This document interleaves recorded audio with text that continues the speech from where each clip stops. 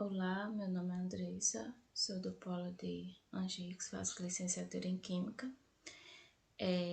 Hoje a gente vai apresentar o seminário da disciplina de Psicologia e Educação, proposto pelo professor Davi. Então, somos 3 componentes. Eu vou iniciar o seminário e posteriormente vai ser Aldaci e Ismael. Então, no seminário, a gente vai explicar sobre o fracasso escolar e a evasão, fatores psicológicos educacionais. Sim, para organizar melhor esse seminário, a gente fez um roteiro de apresentação, onde inicialmente vamos apresentar logo os objetivos, que é relatar sobre o fracasso e evasão escolar, apresentando alguns fatores que contribuem para essa problemática, assim como abordar algumas concepções psicológicas, educacionais e as contribuições das mesmas. Bom, o desenvolvimento desse trabalho vai ser dividido em 2 partes. A primeira parte a gente vai fazer uma abordagem sobre o que a gente entende de fracasso e evasão escolar, alguns fatores e possíveis soluções, e posteriormente também vamos apresentar algumas contribuições das concepções psicológicas para entender melhor o desenvolvimento e aprendizagem na educação escolar. Então, a gente vai apresentar um pouco sobre o que é a psicologia aplicada na educação inicialmente e depois vamos ver essas concepções. E a conclusão apresentando os fatores que estão relacionados com o fracasso e a evasão escolar e também como a psicologia e a educação pode contribuir numa melhor forma de enfrentar esses problemas e proporcionar algumas medidas significativas. Então, fracasso escolar. Quando a gente fala em fracasso escolar, logo vem a questão de reprovação dos alunos e a evasão escolar. Então, a gente colocou essas 3 imagens para fazer uma pequena reflexão e análise. Na primeira imagem, vocês podem ver que tem um menino falando com sua mãe, onde ele diz: Mãe, eu queria aprender a ler e escrever. Aí a mãe diz: Lá vem você com suas manias de grandeza. Outra imagem, que é da professora numa sala de aula, dizendo: Bem, já que ninguém fez o trabalho sobre a evasão escolar, vou dar 0 para todo mundo. E a terceira imagem são alguns depoimentos de alunos dizendo: eu tenho dificuldades em interpretação. Aí o outro diz: eu me complico em matemática. E o outro diz: eu tenho dificuldades em interpretar as questões de matemática. Então, assim, a gente pode fazer uma análise sobre essas imagens. O fracasso escolar, a gente aqui não quer buscar quem é o culpado, mas sim possíveis medidas para amenizar esse problema. Pronto, o apoio da família é super importante, independente das condições financeiras da família, mas existe o ensino público e quando a criança quer aprender, ela tendo o apoio dos pais, né, tendo o incentivo dos pais, isso é muito importante para que o seu desenvolvimento aconteça e ele se interesse em aprender mais e mais. E também tem a questão de se ter um professor bom. Bom em quê? Bom em termos de entender as dificuldades do aluno e buscar novas metodologias de ensino, buscar diminuir essas dificuldades com algumas atividades, buscar entender que cada aluno tem um jeito diferente de aprender, tem uma velocidade diferente e a própria escola também ela deve proporcionar um ensino de qualidade. Isso inclui também sua infraestrutura, todo o suporte que ela dá pedagógico para o aluno ter um bom desenvolvimento e permanecer no ambiente escolar. Então, assim, como minimizar esses problemas? a organização do currículo nos conteúdos significativos, ou seja, além daqueles conteúdos que a gente sabe que é obrigatório para o ensino, também alguns conteúdos de atualidades, por exemplo, gravidez precoce, a questão de enfermidades. Então, isso tudo deve ser abordado também nas escolas para diminuir um pouco essa falta de aluno.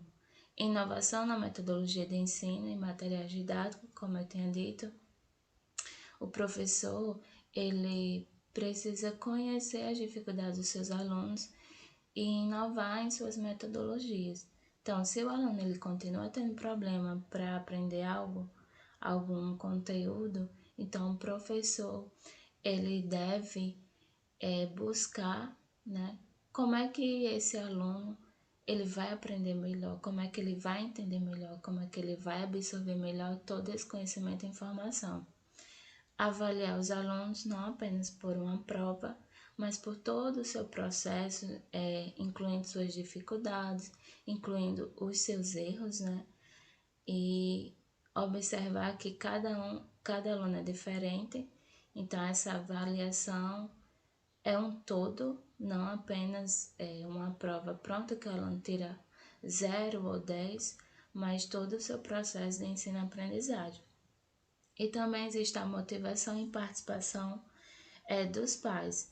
Então, é muito importante que os pais eles participem desse desenvolvimento dos alunos, participem das reuniões nas escolas, incentivem os seus filhos a estudarem, incentivem os seus filhos a ler, escrever, buscar cada dia mais o conhecimento. E também a escola de qualidade. Então, como eu tinha dito, a escola ela precisa ter uma estrutura boa também para proporcionar um ensino de qualidade, um ambiente confortável. Então, assim, a gente vai apresentar algumas concepções sobre a psicologia aplicada na educação, mas a gente vai relembrar aqui um pouco sobre o que é essa psicologia da educação. Então, ela estuda o processo de ensino e aprendizagem em suas diversas vertentes, os mecanismos de aprendizagem nas crianças e nos adultos, e também a eficiência e eficácia das estratégias educacionais. Estuda o funcionamento da própria instituição educacional enquanto organização, buscando compreender os processos de desenvolvimento e aprendizagem humana, buscar compreender e explicar os fenômenos de ordem psicológica que ocorrem em ambientes escolares. Então, a psicologia da educação, ela explica alguns fatores, né, sobre o desenvolvimento tanto da criança quanto do jovem e até do adulto. Então, é importante ter esse conhecimento para tentar entender sobre a problemática aqui em questão. Então, posteriormente, os demais colegas vão apresentar essas concepções psicológicas e as suas contribuições para entender melhor essa questão do fracasso escolar e da evasão. Eu irei falar sobre contribuições, algumas contribuições das concepções psicológicas para o desenvolvimento e aprendizagem na educação escolar. De acordo com algumas influências do ambientalismo, comportamentalismo na escola, de alguns autores como Skinner, Piaget e Vygotsky. Então, de acordo com Skinner, procedimentos estudados como reforço, extinção e discriminação são também conceitos behavioristas. O reforço positivo, aliás, ele pode ser positivo e negativo. O positivo é entendido como todo um evento que aumenta a probabilidade futura da resposta que o produz. Isso é, um bom aluno. Ele se sai bem nas atividades, ele é um aluno que presta atenção às aulas, então ele tem uma facilidade de dominar os conteúdos e o professor certamente se agrada e até elogia.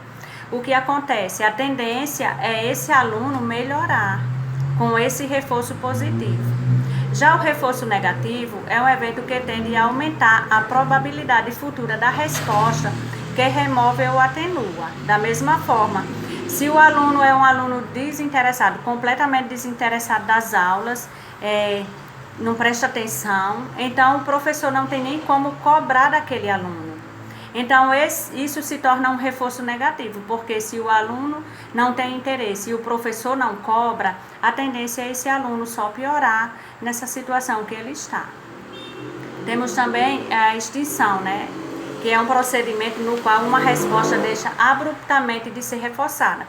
A tendência é que a resposta diminuirá de frequência e até mesmo poderá deixar de ser existida. No caso de alguns alunos que gostam muito de chatear o professor, gosta de xingar, gosta de provocar. Se o professor não der atenção a esse aluno, a tendência é o aluno parar com essa atitude, porque ele começa a perceber que isso não está levando a nada. Então, temos também a discriminação, que consiste no caso de um comportamento se manter na presença de determinados estímulos, porém sem permanecer na presença de outros. Eu vou dar um exemplo, esse exemplo é da apostila mesmo, é o caso de um adolescente, ele pode muito bem se manter com uma postura sociável diante dos colegas da sua mesma faixa etária e, ao contrário, na presença dos familiares mais velhos ou até mesmo de outras pessoas mais velhas. Ele pode ter essa mudança de comportamento. Então, de acordo com as concepções ambientalistas, podemos entender que a criança nasce sem características psicológicas pré-determinadas. E nessa visão, o desenvolvimento infantil seria um produto determinado basicamente pelo ambiente, e o ambiente é quem iria moldá-lo de forma que considerasse correta. A criança nasce como um papel em branco, e o ambiente é quem iria se encarregar de transformar, de moldar aquela criança da forma que seria. Segundo as influências do ambientalismo, comportamentalismo, na escola, a partir dos conceitos de reforço e extinção, podem ter muita importância na obtenção de comportamento. No caso, caberia ao professor observar o comportamento do aluno e condicioná-lo para que pudesse obter reações desejadas e indesejadas. No caso, o professor teria esse controle sobre o aluno. Já na visão dos comportamentalistas, o desenvolvimento seria resultado de diversas aprendizagens acumuladas ao longo da vida de uma pessoa. O outro tópico diz que o ensino por parte dos educadores consiste em planejar e organizar condições que tornem mais eficiente a aprendizagem de conteúdos e habilidades, utilizando reforçadores na organização de aprendizagem por pequenos passos. Então, o professor é considerado aquele que sabe tudo e o aluno fica como espectador de todo o processo de ensino e aprendizagem. O aluno é direcionado pelo educador, tornando-se extremamente um ser passivo. E assim, a escola forma pessoas acríticas, sem iniciativa, e a exclusão daqueles que não se encaixam no ritmo solicitado é verificada como frequência, já que todos precisam funcionar da mesma forma ao mesmo tempo.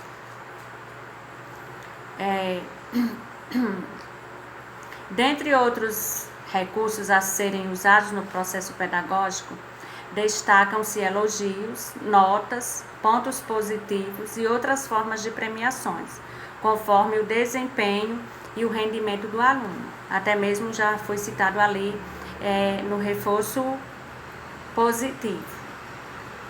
Se encaixa muito bem esse processo pedagógico. As críticas destacam que essa visão coloca os seres humanos como criaturas passivas frente ao ambiente. O educador é determinante, é o agente determinante, e ele é quem ensina e promove o desenvolvimento e o aprendizado. ensina e dá tudo aquilo que a criança não tem, moldando o seu comportamento, seu caráter e seu conhecimento. Como também eu já falei, a criança seria, no caso, um papel em branco, e o educador é quem iria moldá-lo e transformá-lo de acordo com os seus ensinamentos. Temos agora as contribuições de Piaget para a educação. Para Piaget, o professor deve estar atento e ciente do processo de desenvolvimento da inteligência e, mais que isso, observar os erros como parte essencial do processo de aprendizagem e formação do indivíduo, o que contesta o paradigma anterior de avaliação, em que os erros eram simplesmente inaceitáveis. Mas isso sabemos que é com os erros que muitas vezes a gente aprende. Se eu errar e eu for corrigida de uma forma corretamente, então eu irei aprender com aquele meu erro. Agora tem uma coisa, se eu errar e eu for corrigida com ignorância e com brutalidade, então talvez a correção não tenha efeito, porque irá suscitar em mim uma ira ou até mesmo uma revolta da parte daquele que me corrigiu inadequadamente. Para Piaget, ele interpreta a inteligência como uma faculdade cognitiva possuidora de uma função e de uma estrutura. Sua função consiste em um processo contínuo de adaptação, que se refere ao fato de que todo indivíduo está sempre preocupado, está sempre procurando se adaptar às situações novas e desafiadoras do meio ambiente. Ao mesmo tempo, a inteligência possui uma estrutura que implica em organização. Enquanto o homem esforça-se para adaptar ao meio, ele vai organizando todos os elementos com os quais se depara. Portanto, o desenvolvimento de um ser humano é proporcionado por uma reorganização constante da inteligência diante das novas condições oferecidas pelo meio. Agora irei falar um pouquinho sobre a contribuição de Vygotsky para a educação. O desenvolvimento psicológico depende das condições sociais em que ele está inserido e do papel ativo do professor como mediador, demonstrando e oferecendo pistas ao aluno para que ele alcance o conhecimento. No caso, para Vygotsky, o professor ele não era exatamente o centro, não ia simplesmente passar o conhecimento para o aluno, colocar o conhecimento na cabeça do aluno. Não, ele entendia que o professor deveria dar pistas para o aluno, ajudar o aluno, ser um mediador ativo, só ajudar e não fazer tudo para que o aluno não fizesse nada, somente absorvesse aquilo que o professor passasse e pronto. Então, entendemos que o desenvolvimento e a aprendizagem são dois processos distintos, de acordo com as contribuições de Vygotsky. O desenvolvimento acontece de forma independente do aprendizado. A aprendizagem não influencia no desenvolvimento, entretanto, a aprendizagem ocorre independente do estágio do desenvolvimento do indivíduo. Então, é isso aí, essa é a minha parte, as contribuições, pequenas contribuições das concepções educacionais para a educação. Bom, vamos falar agora um pouco sobre as contribuições de Henri Vallon para a educação. Os educadores, eles afirmam que a principal contribuição de Henri Vallon para a educação foi através do uso da psicologia integradora, né? Que é a psicologia que ela alia, né, tanto a parte da cognição como da emoção, né? É tanto que o processo de aprendizagem ele não acontece só no ambiente totalmente racional, mas sim devemos ter também aí o componente sentimental, a emoção. É tanto que ele afirma que os sentimentos do aprendiz são condições necessárias para o funcionamento adequado do intelecto. Ou seja, devemos ter associado tanto a parte cognitiva, né, tanto a parte cognitiva como a parte sentimental desse aluno. Né? E, e deve, além, digo mais, né? O valor também afirma que deve se ter o equilíbrio entre esses dois componentes, onde que quando é utilizado muito a parte emocional, né? a, o intelecto ele se deixa a desejar, né? Como também vice-versa. Então deve ter o equilíbrio entre eles, não usar uma por demais e outro por menos. Né? Devemos ter sempre o equilíbrio entre ambos. Né? Outra contribuição que Valor nos deu é que o aluno, né, ele é um sujeito ativo, né, nesse processo de ensino e aprendizagem. Ele não é o aluno passivo, né, como na pedagogia, né, na escola tradicional, digamos, que o aluno ele só recebia informação do professor, né, e o professor tratava o aluno como aquele receptáculo, né, para receber aquelas informações e dali ele aprender. Né. Mas Valon, ele acredita, né, ele acreditava e é afirmado até hoje, né, que o aluno ele também é um sujeito ativo, assim como o professor. Outro fato importante é que Valon ele instituiu, né, digamos assim, que a escola, um novo modelo para a escola, né, onde que essa escola ela deve fornecer condições favoráveis, confortáveis para o aluno, para que ele possa é, atingir, alcançar, né, por meio do processo de ensino e aprendizagem, esses dois componentes, né, tanto a cognição como a emoção. Outro fato importante que o Valor nos informou, né, é que dentro da sala de aula as atividades devem ser dinâmicas. Essa proposta de uma sala de aula mais dinâmica, que utilize atividades mais dinâmicas, é fundamental para que desperte essa, esse componente emocional no aluno. Né? Principalmente quando podemos destacar, né, quando tratamos de jovens e crianças. Né? Valon ele diz que devemos sempre respeitar também é, que essas atividades dinâmicas elas devem ser condizentes com a proposta pedagógica, né, como também da própria escola, que possa fornecer essas atividades mais dinâmicas para o aluno, para que ele possa melhorar, digamos assim, o seu processo de ensino e aprendizagem. Bom, falando um pouco sobre Valon, vamos falar agora um pouco sobre as contribuições de Freud para a educação. Freud propunha que a educação, a escola, ela deve ter um modelo de educação menos repressora, né, e que possa ter uma compreensão do professor em relação aos desejos dos alunos, que muitas das vezes são inconscientes aos alunos. Os alunos desconhecem esses desejos.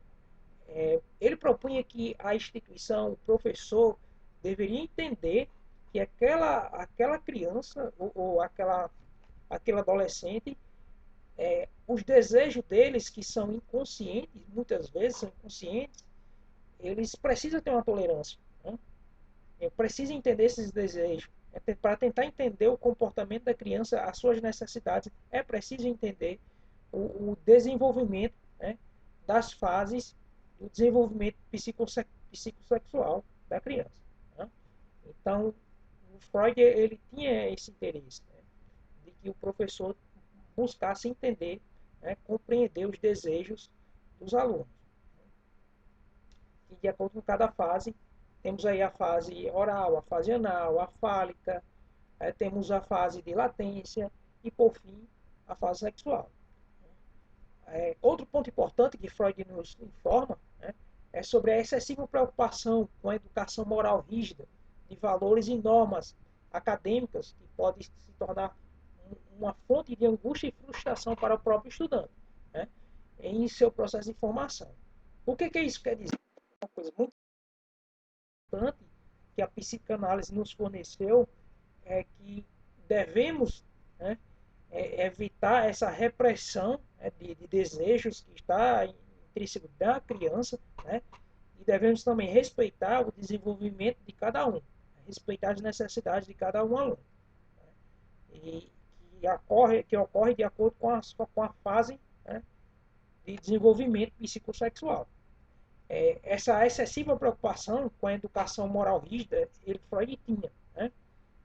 Para que pudesse evitar, né, que esses valores, principalmente os valores morais e essas normas acadêmicas, que era tida como tradicional, né, pode trazer, né, esse barramento excessivo pode trazer uma forte angústia e frustração para os próprios alunos, que por sua vez pode desenvolver psicoses ou outros tipos de distúrbios mentais, né, afetando assim o indivíduo. Outro ponto importante para Freud, ele desenvolveu, né, o estudo em que há uma relação da relação terapêutica-paciente. Nesse processo de relação, o Freud ele conseguiu denominar como um fenômeno de transferência, né? E nada mais é do que transferir para pessoas ou objetos aparentemente neutros, né? Transferir emoções e desejos que venham acompanhando desde a infância dessa criança, dessa pessoa. E nesse processo, ele deve ser analisado, né, de forma terapêutica e também compreendido esses desejos. Que, na verdade, seria a terapia psicanalítica. Né? E nesse processo dessa terapia, ele deve ser também, digamos assim, o professor deve também perceber essas atitudes e emoções, para que possa melhor relacionar junto com o aluno. Outro ponto importante, que as atividades pedagógicas, segundo Freud, é um mecanismo de sublimação. Como assim? Essas atividades pedagógicas, segundo Freud, elas devem fornecer um mecanismo de sublimação. Que mecanismo é esse? Esse mecanismo nada mais é do que o fortalecimento, né, das defesas do ego, para que ele possa manter em equilíbrio tanto os desejos provindos do id, como os das exigências provindas do superego, mantendo assim em equilíbrio, onde que essas atividades elas sejam direcionadas para fortalecimento dessa defesa. Agora um pouco sobre as contribuições de Carl Rogers para a educação. Carl Rogers ele disse que o ensino ele deve ser centrado no aluno, onde o aluno ele tem a capacidade de autodireção, né, de autodirigir com a sua questão da educação e do seu conhecimento. Onde o professor ele não direciona o aluno, mas sim ele deve fornecer condições para que o aluno ele seja capaz de desenvolver o seu autoconhecimento. O professor, ele para Carl Rogers, né, o professor ele deve atuar como um facilitador, né, já que o aluno é um agente ativo, né, e o professor deve ser um facilitador, atuando aí através de elogios, né, através de incentivos, encorajamento também, valorizando assim o aluno, né, para que ele possa promover esse autoconhecimento. Outro ponto importante, ele fala sobre a educação democrática, ou seja, que o aluno é de responsabilidade, né, desse aluno a sua educação, onde o professor, tanto o professor como a instituição, deve fornecer condições para que esse aluno seja capaz de resolver seus problemas. Outro ponto interessante é que ele fala que o clima emocional dentro da sala de aula deve ser positivo, onde que mantém a melhor relação entre professor e aluno, para que isso facilite em si o processo de ensino-aprendizagem dentro daquela sala de aula. Outro ponto importante é que Carl Rogers ele instituiu, né, a tríade rogeriana. O que seria isso?